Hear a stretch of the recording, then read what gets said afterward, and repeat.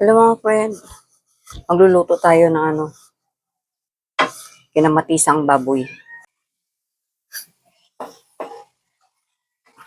Ilagay na natin tong baboy natin. Yan.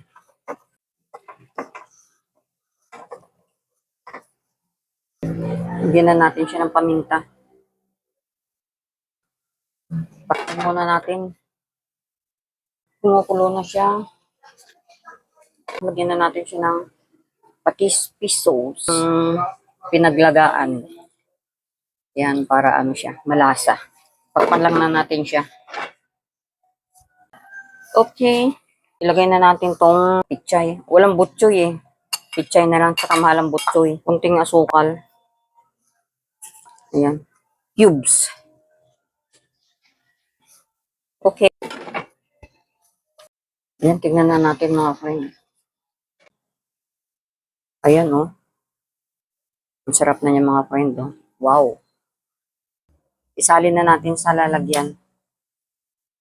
Salin na natin mga friend. Ayan. Tama-tama lang yung lasa niya.